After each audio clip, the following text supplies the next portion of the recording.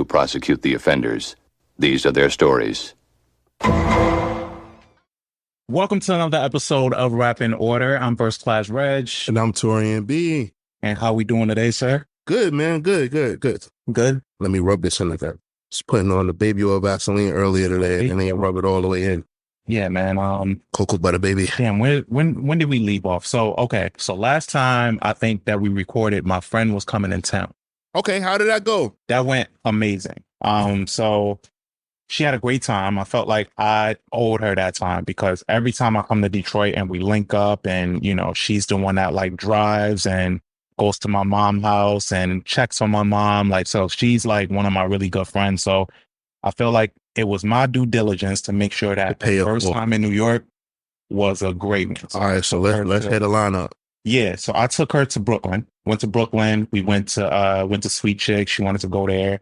Went to Brook. So my plan was to go to Brooklyn and then kind of work our way back down into the city. Okay. So that's what we did. So we went to Brooklyn, walked around. I showed her Barclays Center. And the funny thing about tourists, right, like, is that for us in New York, we're so destination based that like when we get somewhere, it's like, all right, well, what do we do here, right? But tourists just want to go and just see shit and just. It's like, all right, cool. And it's like, you don't want to do nothing. So she wanted to go to Barclay.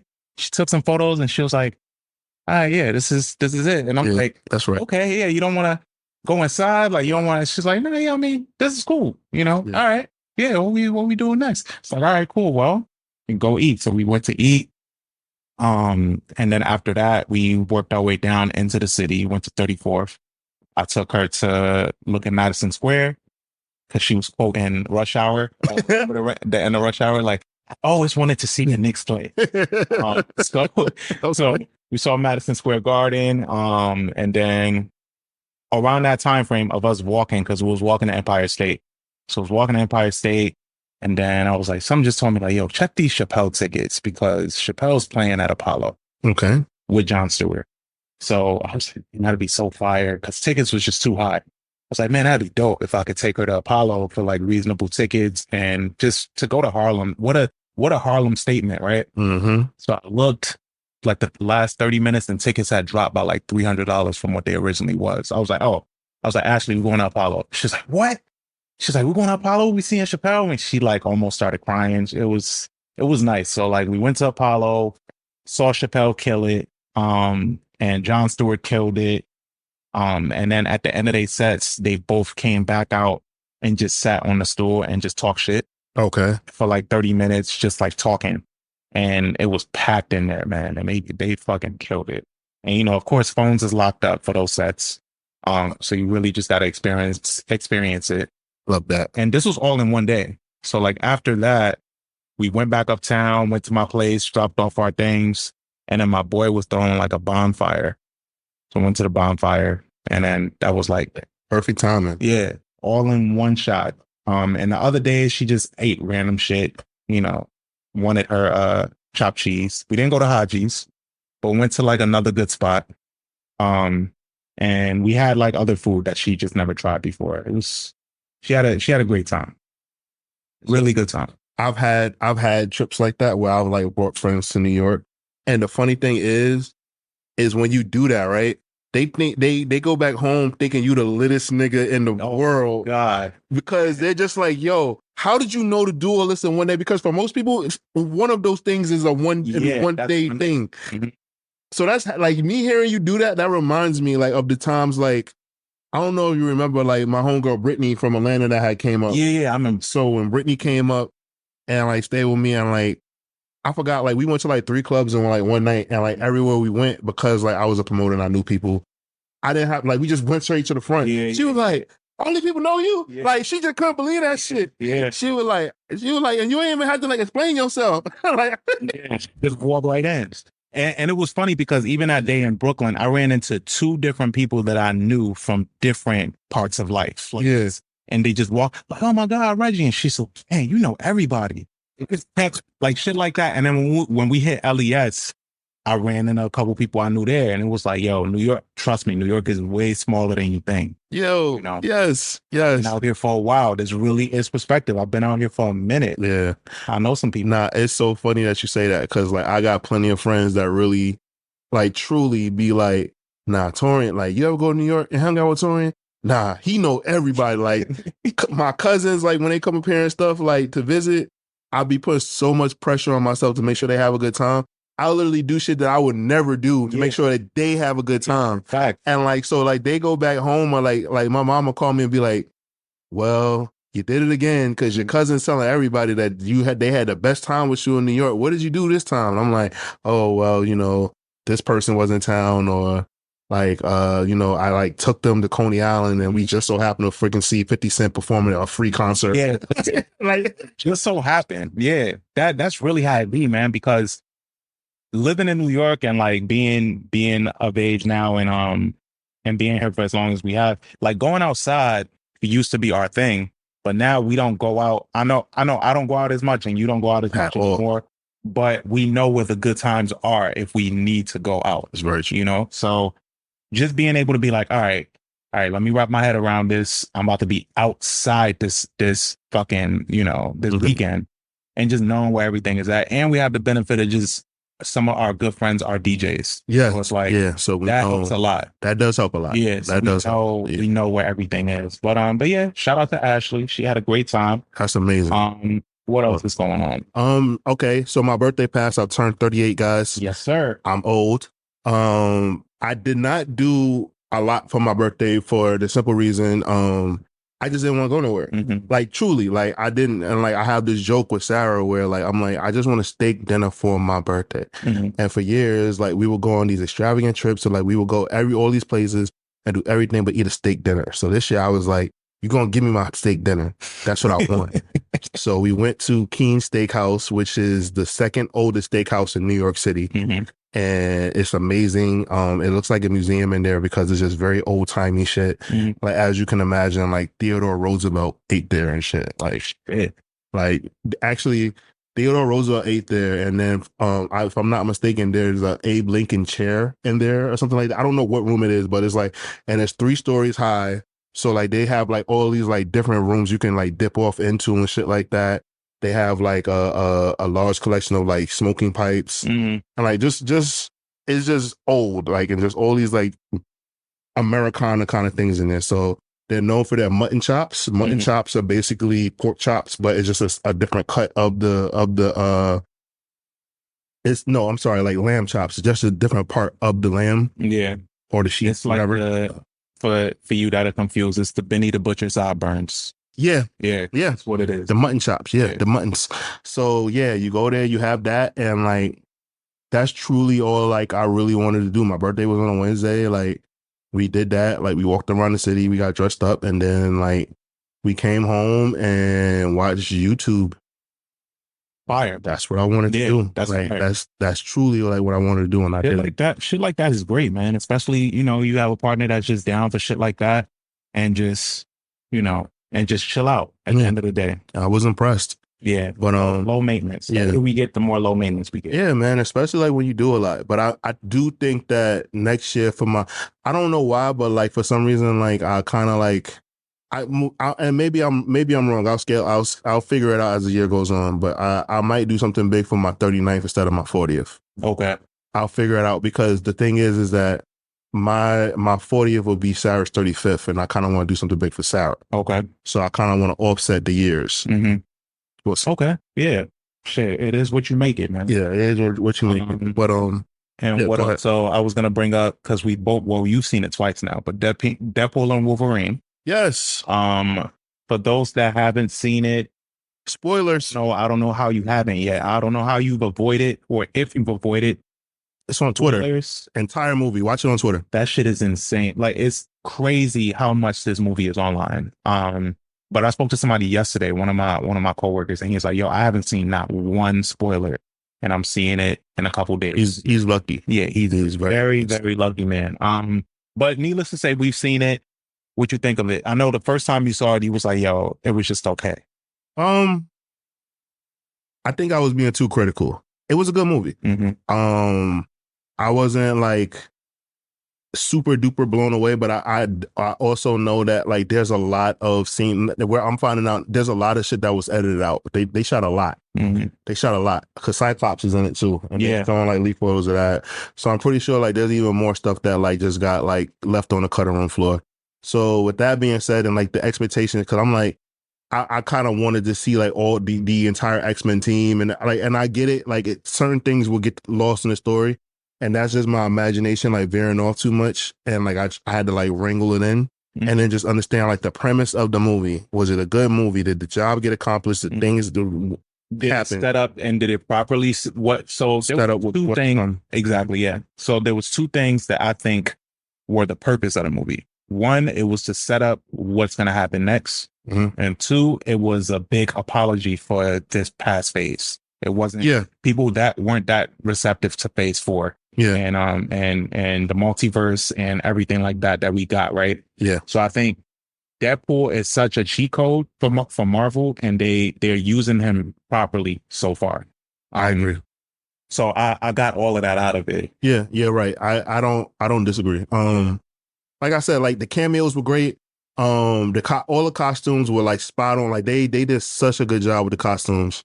Such a good job. Seeing Channing Tatum as Gambit. Oh my goodness. And it's funny because like I really couldn't see it because I'm like he doesn't like he's not a Cajun. Like, you know, it just didn't make sense to me. And then like seeing it in the movie, even though it was more on a comedy side, I'm fully aware that he could have pulled that movie off. He definitely could have pulled it off. I think my beef back then with getting a Gambit movie was the fact that we didn't have a proper X-Men movie at the time. So like, it was like, yo, why are y'all putting all these stakes into a Gambit movie when we still need this proper introduction for X-Men to go into the MCU?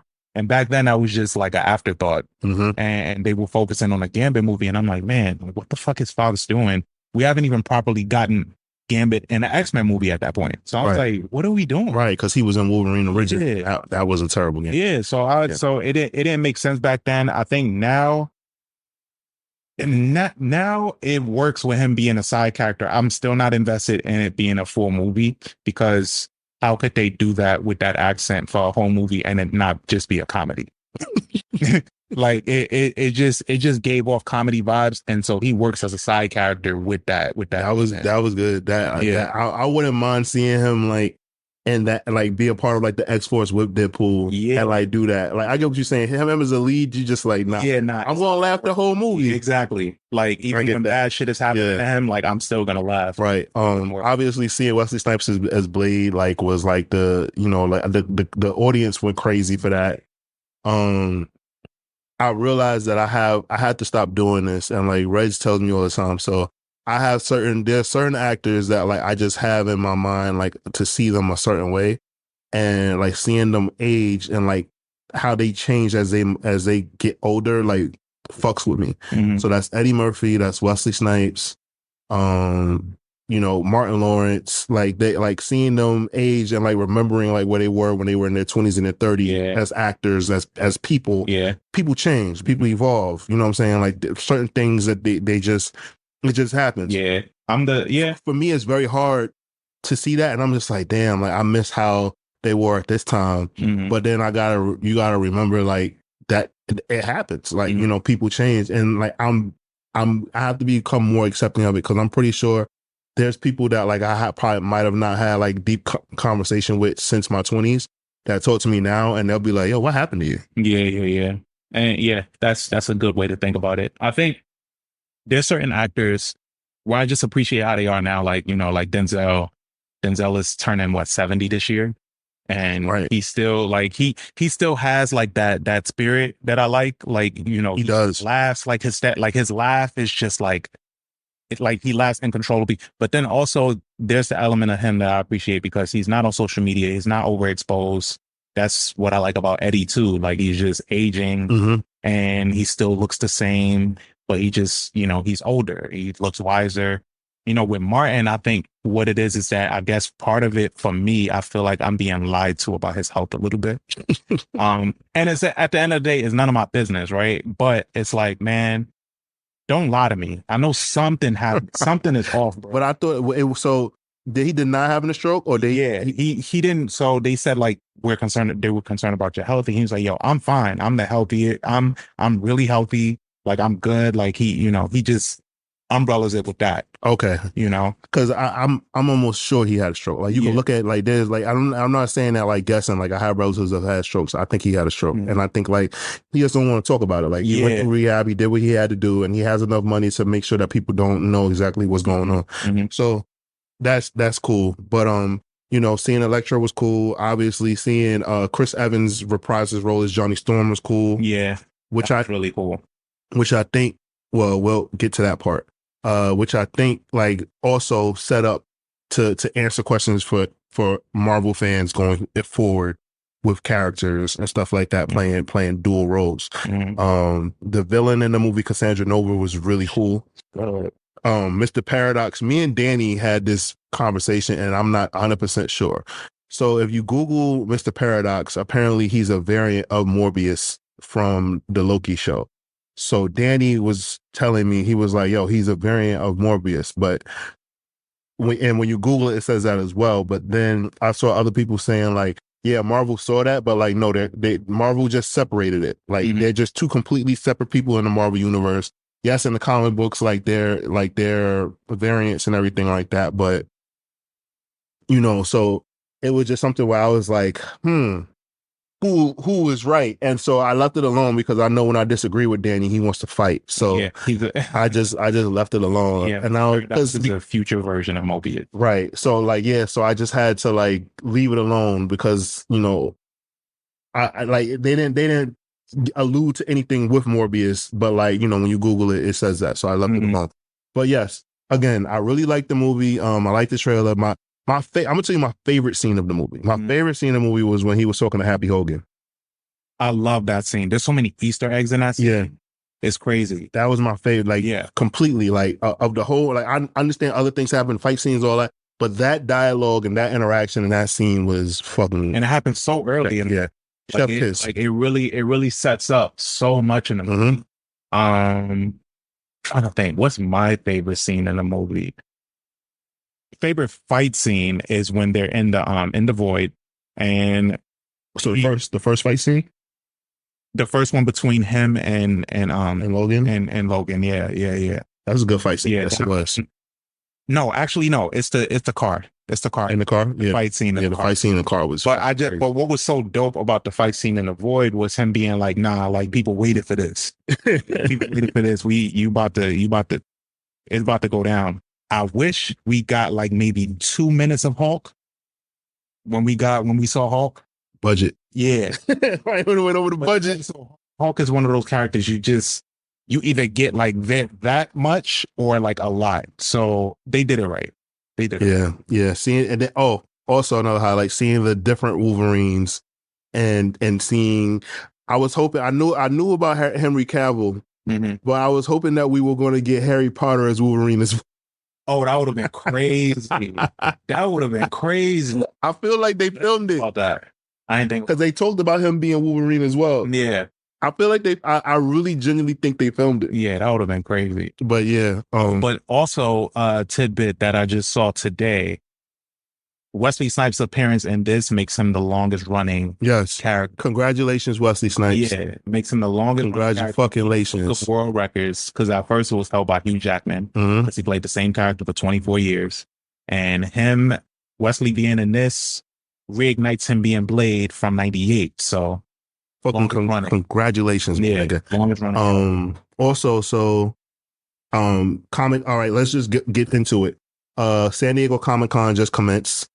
So we got to see a panel for the Thunderbolts in the Thunderbolts movie. That was cool. I watched the entire thing. So we got to see that.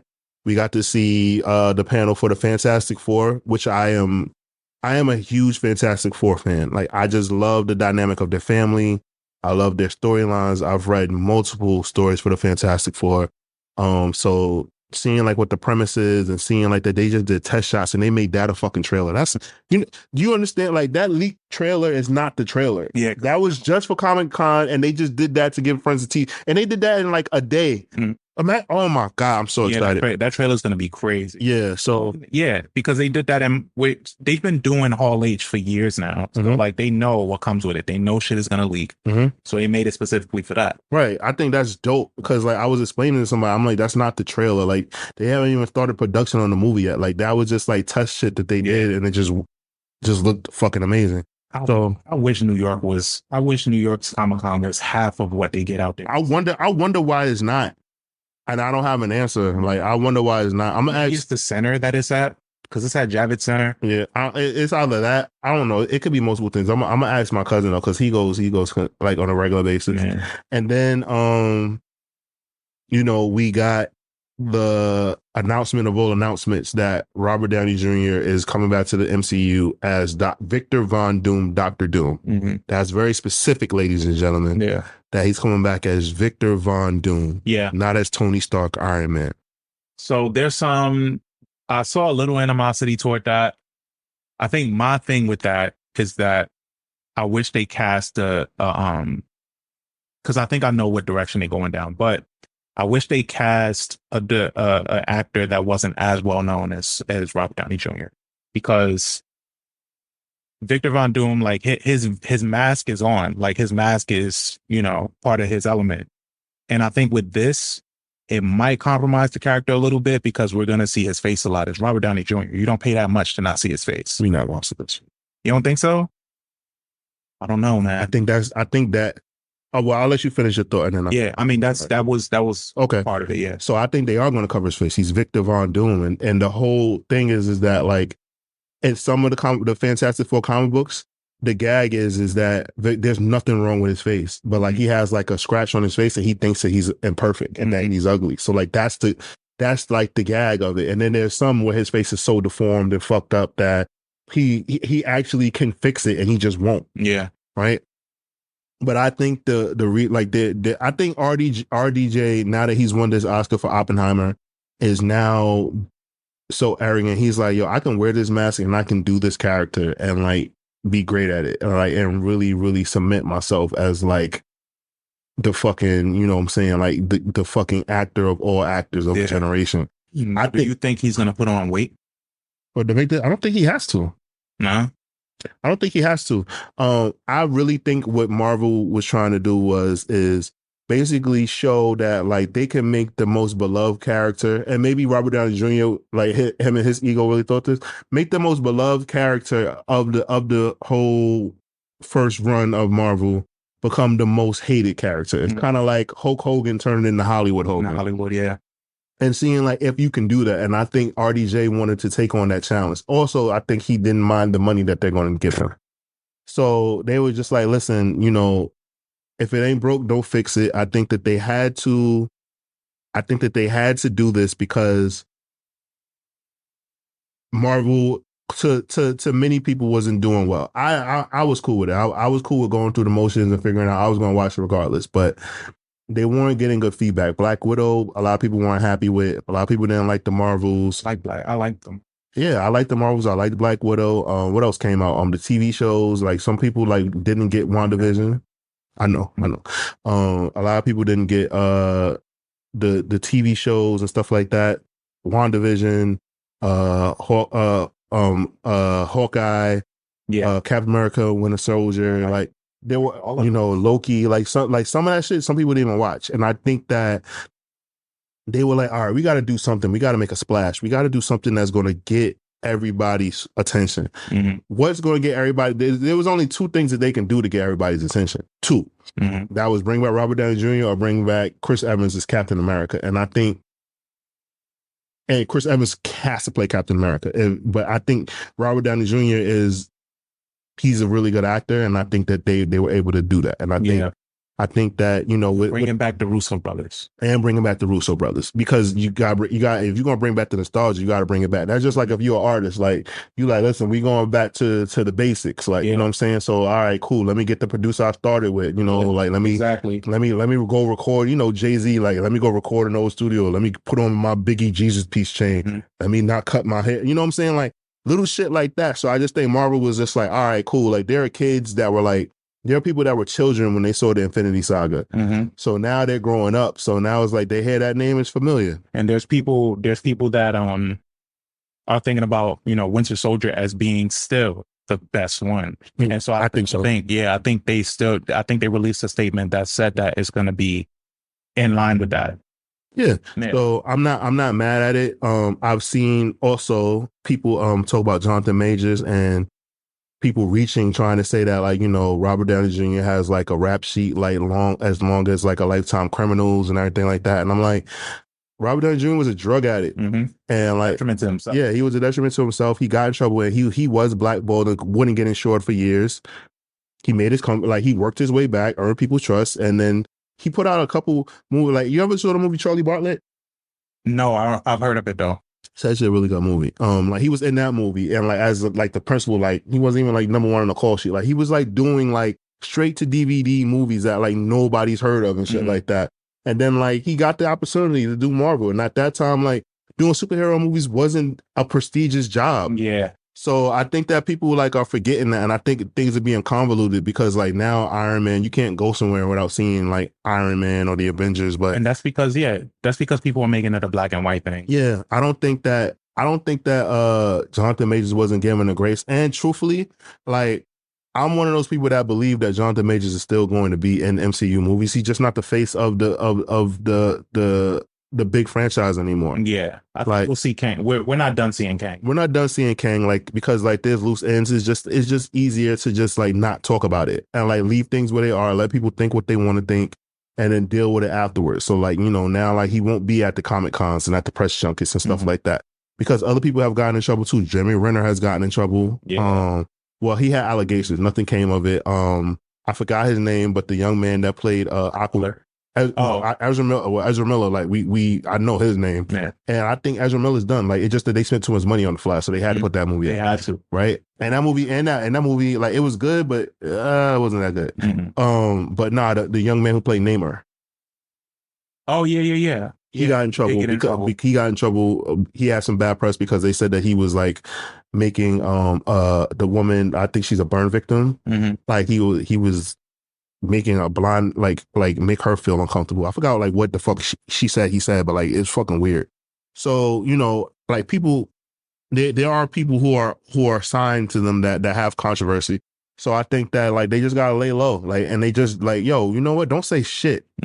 Just keep it low, like, you know what I'm saying? Like, he'll work and we'll get to it. So it is what it is. Yeah, this too shall pass. But like I said, I'm excited. I'm especially excited for the Fantastic Four, the Incursions. If you read the 2016 Secret Wars comic book and the 1986 Secret Wars comic book, but mainly for me, the 2016 Secret Wars comic book, like, you should be very excited about what's to come with Marvel. If you know about that, you went for a good one. I had to explain it to LaShawn, and like we would like talk about it, and like I try to make sure that I'm not a comic book snob when I'm talking to LaShawn, because I want to talk to LaShawn and like put him on the shit, and like I'm trying to explain it. And he's just like, yo, son, like, this is like a lot, like, and I'm like, what you mean? He was like, all this like multiverse shit, and I'm like, yo, bro, but this is what's happening in the comic books. And he was like, nah, I just want to like how like when they would just give us banger movies. And I was like, I get what you're saying, but now like that we got the Infinity Saga, like the common person that's just getting into this shit is kind of a turnoff to get in on this multiverse shit. It's a lot. Yeah. And I think Deadpool was so dope because they acknowledged that. It was like, yo, enough with this multiverse shit. This is losing people. And he did that at a scene where there was mad Deadpool. Scenes like, yo, enough. Yeah, so today we're going to pivot a little bit and get into the album that we're going to focus on, which is from a gentleman that we first met back in 2017. No, sorry, 2014. 2014, his debut album came out.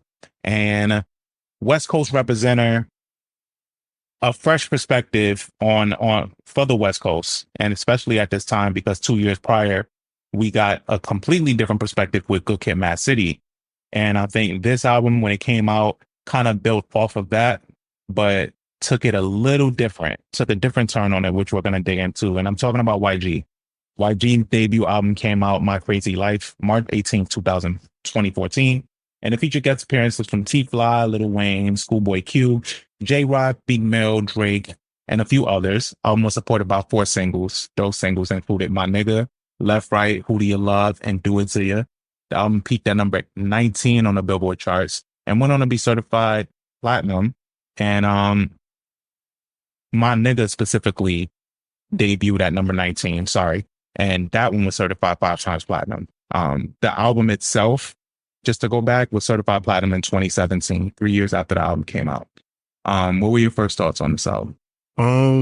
It was cool. Like I saw it and I immediately got it. Like I saw him my introduction to him was Tooted and Booted. And I did it, and I recognized that song more so for Ty Dolla $ign than him. Like I was like, oh, okay, like, you know, they got this very, very Compton West Coast guy on a song with Ty Dolla $ign. And then, you know, my nigga came out, and like at first I didn't get the song because I was like, all right, cool. Like I know this is funny because I do say nigga a lot, but like hearing like my nigga over and over again, like it's kind of like, I'm like, I can't listen to this in the car. It sounds crazy. But then the song just grew on me. And then what also helped is I actually met YG. One time my friend Al Major booked him at Greenhouse to come, and he performed My Nigga. And he was staying at a hotel in Jersey, and like they were like doing like press and stuff like that. And like he played some of the songs in the car. And I remember because he had I don't know if he's still his manager now. His name is Pusha Rod.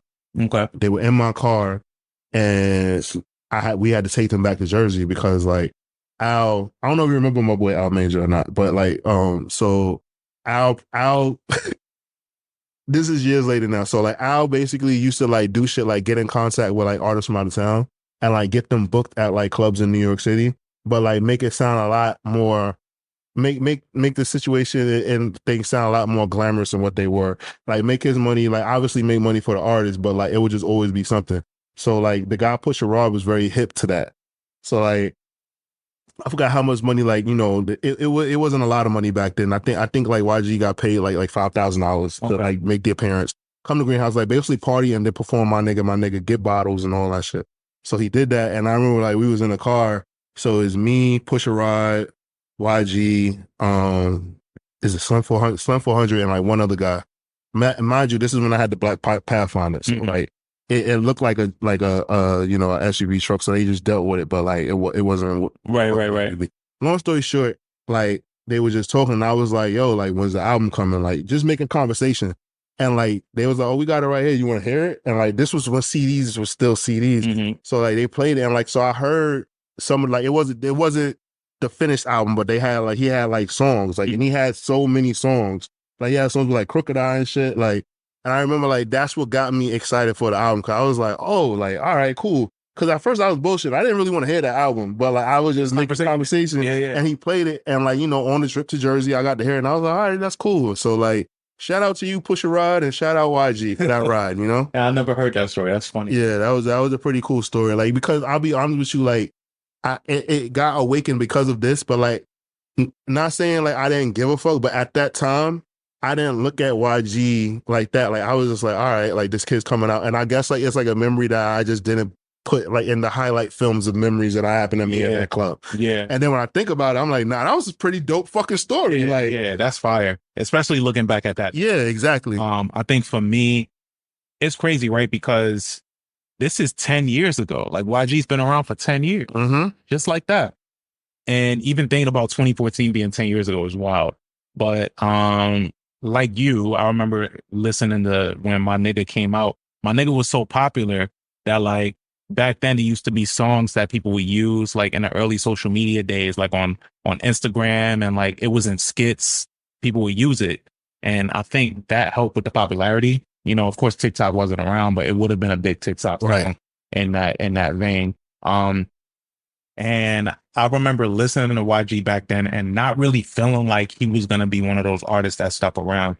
I felt like at the time that he caught one, you know, like, but then, like I said before, he had 4 singles off this album and all of them charted with the exception of Do It To You, which is still a good song. But one thing that stuck out to me too was that Who Do You Love, his single with Drake, was like one of his bigger songs on this album. he specifically didn't want that to be the first single on this album. And I don't understand why. He said that he didn't want to just ride off the coattails of Drake for his first single. So, and I respect it. I respect it, especially, and in this time. Well, now it makes sense. Now it makes sense. But he was like, yo, I have a surefire heater with Drake. But, you know, in retrospect, it was the right decision to make because he had a hit single on his own, you know, with production from Mustard, but he had a hit single on his own. And then not only that, because the album could have came and went, but the Who Do You Love single as the third single really gave it legs and extended the run of the album. Yeah, you're right. He called it good. Yeah. What really shocked me was because what people forget is that like he was signed to Jeezy. Mm-hmm. CTE. Yeah. And I thought it came out under CTE. Yeah, it did. CTE Def Jam. I thought that Jeezy was kind of like Jeezy was mentoring him, but like Jeezy kind of like, you know, he did the remix to My Nigga, but like Jeezy didn't really. He was hands off. Yeah, like he wasn't like, I really thought like it was gonna be like more like Rick Ross and Meek Mill kind of thing with Jeezy and YG. That's like what I envisioned it as. Because I knew that Jeezy, like, you know, he had stuff with like corporate thugs and like trying to push like some of his people. And I just really thought so. Like, I'm like, all right, I see what's going on. They put the affiliation, they put these two together because like, you know, bringing Jeezy's fan base to YG, like, you know, give them a reason to all like do things. But I really like, I just anticipated more music together between them. Yeah. I think you're right. But I think it probably goes back to the Drake point where he probably told Jeezy, and that was intentional. Like, hey, I don't want to just ride your coattails. Right. I want you to be there for the guidance, but be hands off and let me do this shit. Right. Because like Jeezy definitely gave him like some gems. Like he's talked about it, like Jeezy giving him like advice or like, you know, telling him what he like envisions and wants to see and do. So like, I know that much, but I was just like, damn, like, you know, like what's going on? But hey, it worked out. And that was like great. And then like, you know, also like, I mean, he had the Jeezy cosign, but like, he's one of those other West Coast artists that didn't have a cosign from Dr. Dre. Yeah. And, you know, or like he didn't have like a West Coast cosign. Like, you know what I'm saying? Like he got his deal with Def Jam and like he was getting in trouble and shit like that. But like he kind of did that without the typical West Coast cosign or whatever. Right. And that does stick out because even Kendrick had that cosign. Right.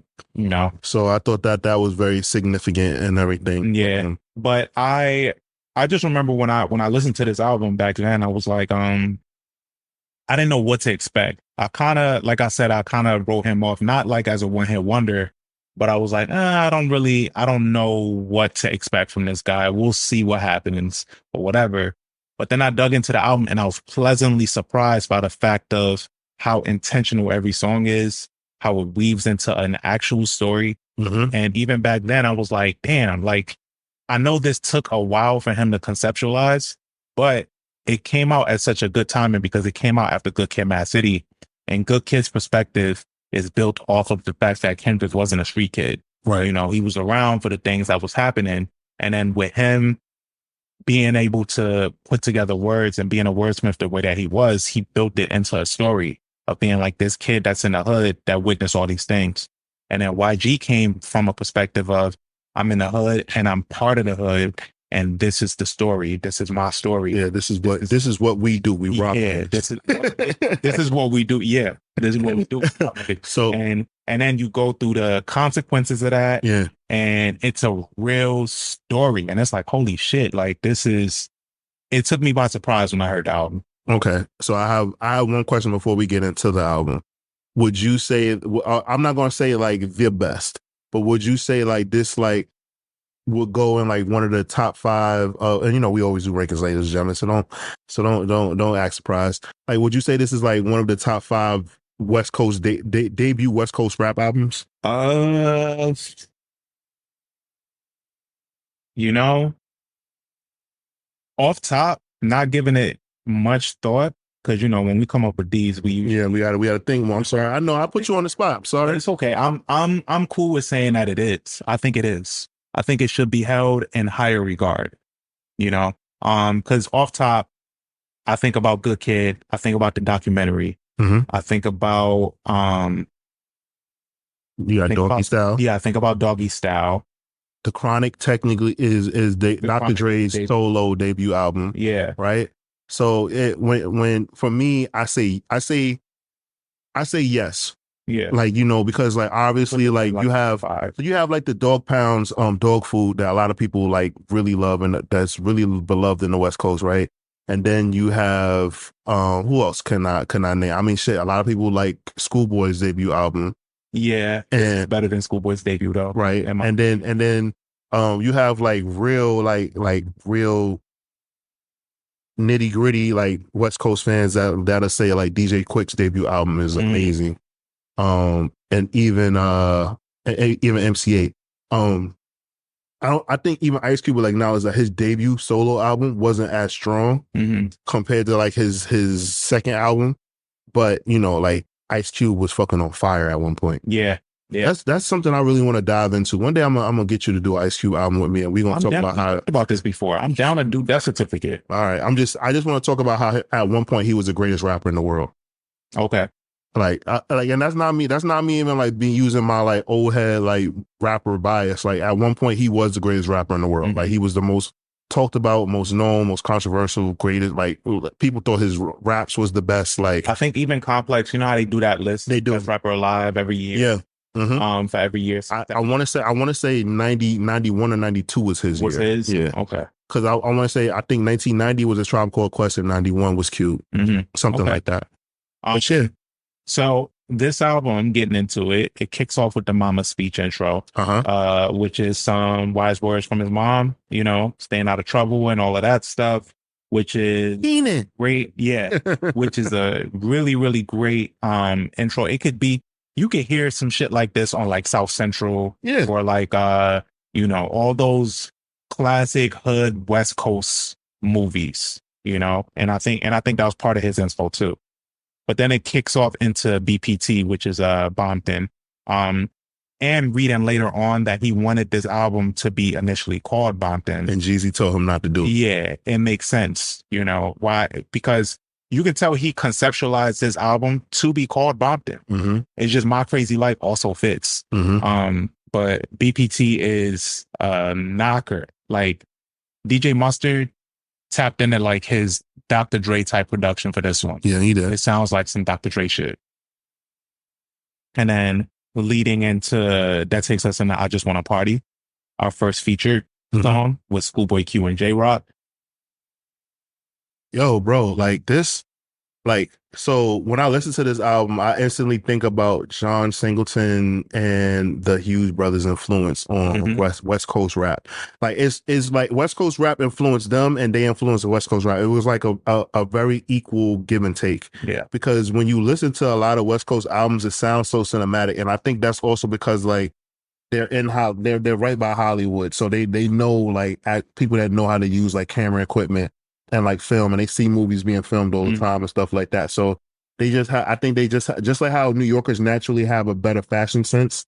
I think that people in California have a more cinematic view of things. Yeah. How to like kind of build a film. I guess it's kind of in their DNA. Like even if they don't know, they just know how these things work because they're in Hollywood. They're there. So that's just me giving them that credit, ladies and gentlemen. Just want to give you an explanation. Yeah. It's very cool to me how this album, if I had the money, I would make this into like a short film and try to like sell it. And I think I could do a pretty good job at it. I think he should have made a short film out of this. It would have been Absolutely. great. Now I gotta Google it because I think he did. Yeah. But I think from what we got out of this was very impressive because it's already so vivid. Now I'm curious to see if he did. Let's see. Did he? I think he had. No. Okay. So he has. So all right. So it didn't come to fruition. But the reason why I heard about it, YG did a 10-year anniversary. Like, so My Crazy Life, like, you know, he just did a thing on YouTube about My Crazy Life, and he talks about how they were supposed to do a movie, but things fell apart. I think he got shot. Oh yeah, he did get shot. And he was because he was talking to Sycamore and people about it, and he was like, yo, I was going to shoot a movie and do it, and then I got shot, and then things just, you know, we just pivoted from that. It was time to like move on. Interesting. Okay. So that's where I got it from. I couldn't, like, So they didn't shoot it because he got shot. That's crazy. But I Just Want to Party is a fucking banger. Schoolboy sounds super aggressive, but really good on this. Yeah. And Schoolboy, I mean, I said Schoolboy, but I meant J-Rock. And Schoolboy, I think, has the best verse on the song. It's really funny to me how, like, you know, West Coast like parties and like party music is like so like fun, and then like you'll get like these dudes coming on there angry as hell rapping like how J-Rock was doing, and it's just like, yo, relax. Yeah. Wow, Calvin, chill. Fuck with J-Rock. But then we have like a good like pocket here on this album, right? Because I Just Want to Party takes us into Left Right. It's another party song. Which is Mustard production, and I also want to apologize to Mustard, who's on a crazy run right now, because I remember specifically saying around 2013, 2014, around this time frame, I didn't think that Mustard was going to be around for as long as he is now. Damn. I remember comparing his run to Jazzy Faye. Shit, Reg? Remember, you were saying that because they was fat? Probably. I don't know. I don't know the I really don't get the correlation, but I just know I said it on record. So I think because you felt like he was very, very of the time. Yes, he was of the time, and that's what Jazzy Faye was at that time. Jazzy Faye had a run, and he was of the time. There's another producer you're gonna have to apologize to soon as well. You talking about Mike Will? Yeah. Oh, yeah. You know who I'm talking about. But I love Mike Will. I never said anything bad about Mike Will. Well, never said anything bad about him. He won his spot back. I just don't know how that's gonna be for him. I think Metro is light years ahead of him. Please. Metro is killing him. Metro is not light years ahead of him, just that Metro was the only one, so it was easy for him to get. I mean, him and Metro were like around the same time frame. Yeah, they were. And then like Mike Will like made a bunch of money and it was just like, all right, I'm gonna chill for a minute. And Metro kept going. Yeah. That's the only difference. I know, but then when you keep going. Yeah. Well, nah, man. You heard that song with Wayne and Yachty, man. You heard that song. I did hear it. Yes, you did. I did hear it. And that song, anyway. So. Disrespect. Let's go. That takes us in the Bick and Bag Being Boo. A banger. Yo, all that makes me think about is what's his name? Thug Yoda. Oh yeah, Secure. Yeah. Bro, like this Thug is Yoda. Yeah. This like this song, man. This is like one of them ones. Yeah. An unprecedented banger. I'm sorry to my brother for liking this song. But this song is a banger. Like it's authentic, it's real as fuck, it's creative, you know. Yeah, there's not enough to say about this song, but it's fire. I'm not mad at that. I enjoyed it. Yeah. It was a cool creative song, and like it started conversation. It started conversation with a lot of people. I think I'm obviously like gang culture loved it. Yeah. But it also made you have conversations with people like trying to replace or like give me some Bick and Back bookies. Yeah, it does that, man. And it's just a dope song. Yeah, so that's just funny. A dope one. Meet the Flockers. Meet the Flockers is an interesting song. It's a very interesting song. Yeah, it's produced by Mike Free. Right off of hearing it, because I was a huge Mystical fan. Is Mike Free related to Dave Free? I don't know. I don't know. Deep a darker criminal link. Let's see. I don't know. He might be. I don't see the ties right away, but he might be. It's all right, probably worth looking into. But yeah, so it's produced by Mike Free, and this song is interesting to me because, well, one, like I said, I was a huge Mystical fan and back in the day, and this samples the Man Right Chair off Mystical's Unpredictable album. That's one. Two, it had some controversy around it for two different reasons. One of the reasons being that at the time, it had some lyrics on it that people perceived as anti-Asian. And so they had removed one of the versions of it on YouTube or off the album, and he re-uploaded it. He had to re-upload it and take those lyrics out. Two, it was cited as being one of the reasons why there were burglaries in LA, in the South Central area, because some people, the kids that were caught doing burglaries, they cited this song for giving them directions on how to properly rob houses. Like there were 3 burglaries and they all did that. And the kids didn't have any priors. Right. They were like, yeah, no, this song gave us a step-by-step on how to rob people. I find that interesting because like home invasions and Los Angeles have always been a thing. Mm-hmm. Like remember there was that like documentary about how like celebrities like Paris Hilton and like all those people's like houses were getting broken into because in LA like these people just leave their house, they don't lock their houses, and like people know that. So I get it. Like this song came out and like kids were saying that, but like no, like robbery in LA has been like a thing for like decades. Yeah, but I think what the controversy was that it literally gives you a step by step, almost like the 10 crack commandments. Like it's like 1, gotta drop. Like it literally says it. Yeah. Like so I think kids that were listening at that time was like, oh shit, is this really how you do it? All right, we could pull this off and doing it because it really lays it out in that way. It does how we're doing it. And then also with this song, this is the number 6 song on this album, and it's a pivotal part of the album because from here is when the story gets more layered within the album. Because from here is when, you know, you see all the repercussions that he goes into from this robbery, you know, from this attempted robbery of these people's houses. And we get into My Nigga, which is one of the biggest song on the album, features Rich Homie Quan and Jeezy. And like we said before, we know Jeezy's influence with him. So we don't really even have to talk about the My Nigga song. Yeah. I do want to talk about Rich Homie Quan though. Yeah, we could talk about Rich Homie Quan. Yo, man, like he was on fire, bro. He was in Rich Gang. Like he helped usher in Young Thug. Like he was the flagship artist on Think It's a Game. Shout out to Think It's a Game. Shout out to Young Fly. Shout out to Lucci. Free the Gang. YFN.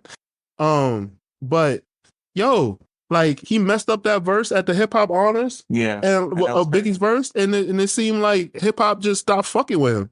No, then what he did is he called Young Thug gay. And like that fucked up a lot of shit. Like it seemed like studios in Atlanta were just like, yeah, you can't work here. Yeah.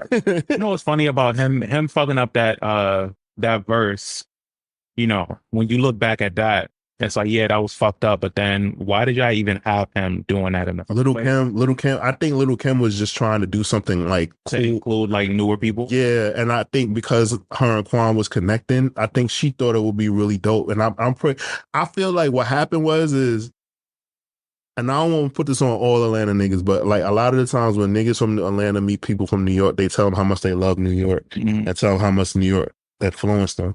And I believe it, but I think sometimes as a New Yorker, we think when you say that, we think you know everything about New York. Yeah, that's true. And I think him, like when he was like, "Yo, I love you and Biggie," like I studied Biggie. I feel like he said that to her, and she was like, "Oh," she's like, "Oh, you should." Yeah, you should do this since you love Biggie so much. Like I don't think it was like malicious at any way on her part, but it's just that I think that I remember when I first moved to Atlanta, like my friends were telling me how much like they love Cameron and Dipset and all that stuff, and then Paid in Full came out, and then I just made it even like bigger, and like them, you know, talk, hey yo son, and like how New York is talking this, and like I'm getting like a no, I'm like all right, and then like, you know, it'll be certain things like when I would like say it to them, I ask them, and I'll be like, oh, like you like it, but you're not really like trying to like really like learn it. Yeah, just a casual. Yeah, you're a casual. But to a New Yorker, we take that to heart, and we think like you know everything about it.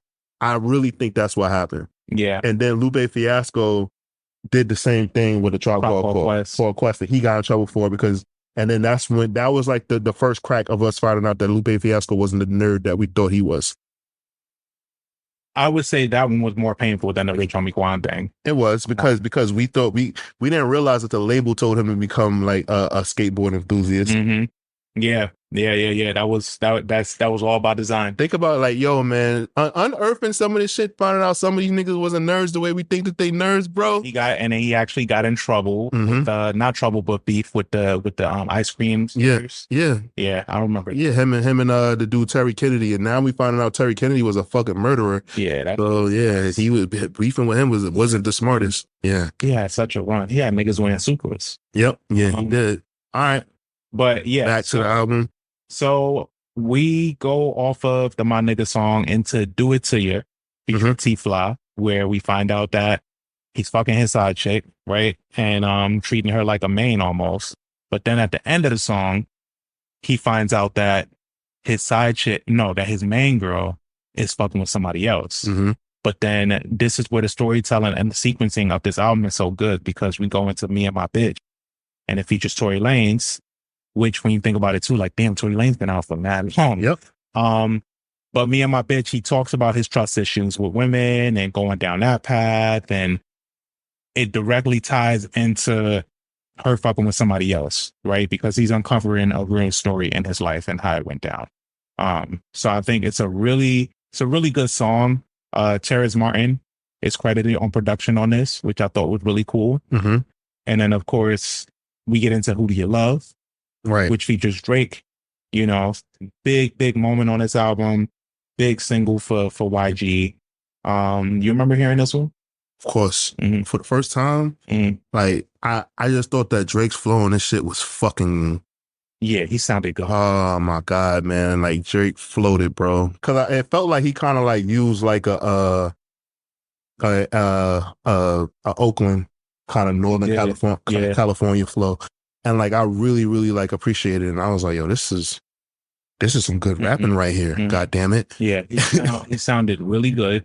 I don't know. I don't know where Drake stands with YG after this whole thing with him and Kendrick, but I think they fine. They had a great run together. They did. I agree with that. I think they're fine. I think all right, if Tory Lanez was home, I don't think that Tory Lanez would have been like, yo, I'm neutral. I think he would have sided with Drake because like Toronto, they already had to get their shit in order. They already went through it. Yeah. So, and I think Tory, like, you know what I'm saying? Like, it's kind of like a thing like, yo, this home, like I live with where he's from. Like I have to go back home.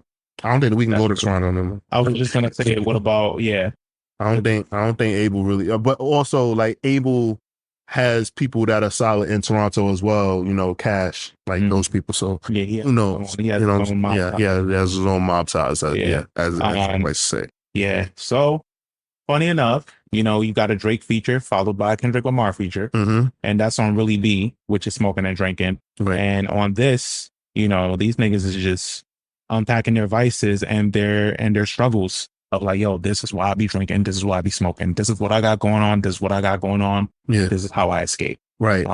And I believe Kendrick talks about two of his friends dying on this track. Yeah, he does. Also, I want to say something because like during the whole Drake and Kendrick beef, not to bring it up, people kept mentioning how like Drake gave so many artists verses and uplifted them and everything like that. Kendrick gives everybody a verse. I think that needs to be like debunked. Like, if I'm not mistaken, like Kendrick has worked with so many artists. It's just that Drake is a fucking pop star. He's a bigger artist. So his verses and the songs that he contributes to are going to like be #1 records. But like sometimes I'll listen to like an obscure album, like, and I'm like, yo, I forgot Kendrick was on this. Like, cause I truly, like, at one point I was thinking to myself, like, damn, like, Kendrick ain't give YG a verse. Like, before I revisit this album, I'm like, he's on his first album. So it's like people just build narratives off of things that they don't know. Like, people are like, yo, like DJ Vlad, he was like, yo, like, I feel like a lot of these artists should have been standing next to Kendrick. Like, you know, Drake helped them out and this and that. And like Big Wack is like, well, why you think that? Like, he was like, they didn't step up and defend Drake. And Big Wack was like, why another man need to defend another man? Like, you know, like, and he was like, well, I did that for Boosie because Aiden Ross did this and that, and I stood up for Boosie. And I was just like, I don't think Boosie gave a fuck if you did or not, bro. Like, it was just stupid. And like, I just think that like some people, like, they just take like, they, like, especially somebody like Vlad, like, he feels the need that he needs to like voice that and say that. I'm like, why you even need to tell people that? I don't think Boosie needed you to stand with him. No. But those are things that like happen. And like, it's just very interesting to me, that narrative that they tried to push that like Kendrick just, I'm like, yo, Kendrick had a song with Gunplay and like he didn't need to. And it's probably one of the greatest verses that Kendrick has ever had on cartoons and cereal. Yeah. Facts. So Really B, like we said, amazing verse from Kendrick. And it ties in really well with the theme of this album. Like, we go into 1 a.m. 1 a.m. is another really pivotal part of this album because it directly ties into the repercussions of Meet the Fockers, Meet the Fockers and the robbery and everything, right? It was produced by Metro Boomin. 1 a.m. he's going out, with his friends after hours, and they get into some shit, and then his friends end up leaving him. They're the ones that talked him into even going out at that hour. He sneaks out. And they have a night, and then his friend leaves him. He gets locked up, and then thank God the interlude, that shit directly ties in. I love the interlude because it's his friend calling his mom like, yo, he just got into some shit. This is what happened. We're gonna need to put up some money and get him together, get him out of this, And he starts questioning his circle, right? Starts questioning the people around him. He starts questioning why he even went out, all of the shit that goes down when he loses and gets in trouble. Right. And so this was a really pivotal part of this album, and it just ties into a song that was like 5 songs ago. Yep. 6 songs ago. Some Hughes Brothers shit. Yeah. And we get into Sorry Mama. Hold on, before we get into Sorry Mama, I just want to say Free TC. Oh yeah, Big TC. Big TC. That's my, like, I love that nigga, bro. Yeah. I love Ty Dolla $ign's brother. Yeah. Yo, he sat. It reminded me of Nate Dogg, what he did on this song. Yeah. Yeah. Like, he's really good, bro. And I'm like, damn, like, how much longer he got? Like, Ty Dolla $ign, like, I'm like, yo, Ty Dolla $ign, get your brother out, man. like, we got Big Hit out of jail, bro. Like, bruh. Yeah, man, you're right. I don't know how much longer he got, but I haven't really heard Ty Dolla say anything about. But actually, he was holding up a portrait of him on Vultures. Okay. Yeah, on the Vultures cover, he's holding up I think on Vultures 2. Okay. He's holding up a photo of Hopefully we get that project. Yeah, we'll see, man. Hey, what's cool is we ain't hear shit from Kanye. No. Which is interesting. Yeah. Wait, throughout when? Right now for Vultures 2. It's supposed to came out. It's supposed, like, as we're recording, it's supposed to came out on August 2nd. It's not here, but we just haven't heard a word from Kanye. Yeah, but I figured that's what happened though. But yeah, Sorry Mama is the proper introduction or end of this album, right? And it features Ty Dolla $ign, which is such a good ending, because it ties together the whole thing. He apologizes to his mom for his night out, for all the shit that he did, and just for his upbringing, how hard he was to raise. Right. I think it's such a pivotal part for this album, and such a proper closer. What you think? I love the closing and this rating, man. Yeah, like this was like you want to know what's crazy? There's no loose ends on this fucking album. Yeah. This album is wound pretty tight. Yeah. It's wound pretty tight. And like it also makes me like I want to know like more about like I gotta like, cause all right, that YouTube clip thing, the 10th anniversary thing that I told you, getting through conversation with YG is very difficult because like he kind of like talks like he gives you very minimal stuff in conversation. So I guess I want to talk to the producers and the other people that made the album to like understand like what made them make it so cohesively like functional. But like I said, again, I think that just naturally comes because people from the West Coast naturally have a knack for cinema. Yeah, you're right. I think that would be really interesting. I think the legacy of this album should be played up a lot more. The storytelling is really good. It's not even that.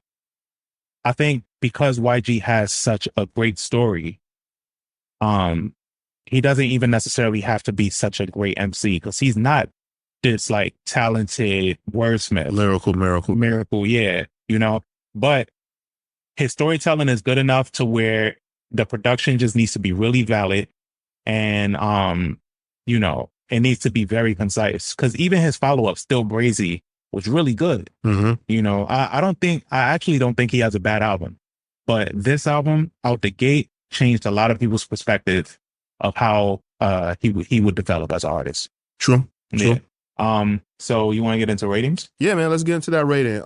I give this a 4.5 out of 5 waffles. Because this album, like this, I can like I can just say that like, okay, I mean, it's not that lyrical or whatever like that. Like some of the singles are cheesy. But no, like I said, his album is wound tight. Yeah. Even the deluxe, you know, like deluxe is, sometimes you'll have like some songs that just throw the album out of whack. Even the deluxe still falls in line because the song after Sorry Mama is When I Was Gone. He's talking about his time that he served, right? You know, and then Bompton. Bompton is like a really good closer for an album that was supposed to be called Bompton, right? So yes, I can echo and give it a 4.5 as well. Were you done with your? I'm done. I can't call it a classic rap album right now. I will put it like this. It's been 10 years and I still don't feel like it's a classic rap album. So that's why I'm like, all right, it's really good. And one other thing I'll say, like, cause I had a really long conversation with my boy Faquan about this the other day. Like, just cause like an album is really good and you really, really like it, it doesn't have to be a classic. Like sometimes it can just be like a very superior album, right? Or a pivotal album. But like, I feel like this album isn't a classic, but I can understand why some people will argue that. I can too. I think this album is amazing. I think the only thing that probably stops it from being a classic album, funny enough, is YG. I think he's limited as a rapper. Yeah. I think his perspective is fresh. His story is great. He has all the makings of a rapper, but just doesn't have all the, I don't want to say like dialogue, but like, you know, the lyrical capacity, I guess you could say, to like flip this story into a better story. I think the story is there. The production is there. Him lyrically falls a little short to really escalate this. I think everything that he did with this is impressive as hell. And the story is so good. And I think if his lyricism was just elevated just a notch, it would have made this an undeniable. Yes. I think the problem is that like, because we got Good Kid, Mad City and we got the documentary prior, so we got those perspectives of Compton, like it kind of like it wasn't as impactful with his version of Compton. Yeah. And I think that's the truth. So it's like, and I feel wrong saying it truthfully, but like, that's the truth. I got the documentary and I got Good Kid, Mad City. So it's like, they kind of beat him to the punch. Yeah. Of depicting the story of Compton. Yeah. So, you know, that's the truth. Yeah. I think, yeah, you're right. But, you know, that's not to say that doesn't negate the fact that this is a great album and it deserves a revisit, especially 10 years later, man. And he deserves that credit for being around for 10 years and still putting out really good music. Yeah, I agree. He's still out here. Right. And good merch. He's putting out good merch too. Oh yeah, man. Yes, man. Yeah, man. 400. But yeah, like that's the thing. And I will say that about a lot of people. If there was an artist that tried to make a project about Queens, I would be like, damn, Get Rich or Die Trying really made it hard for you to make a great album about Queens. You know what I'm saying? Like, I just think like that's just one of those. And shit, Illmatic. Yeah, man. Yeah, that's what like, you know what I'm saying? Like there's a very hard, it's hard to like follow up, fill somebody else's shoes. And I'm sorry, I have this knowledge in my head. I can't ignore it and then just act like it don't exist. Right. But we encourage you to listen to YG's My Krazy Life if you haven't, or revisit it. Let us know what you think. I'm First Class Reg. And I'm Torian B. We're out of here. Catch you next time. Done.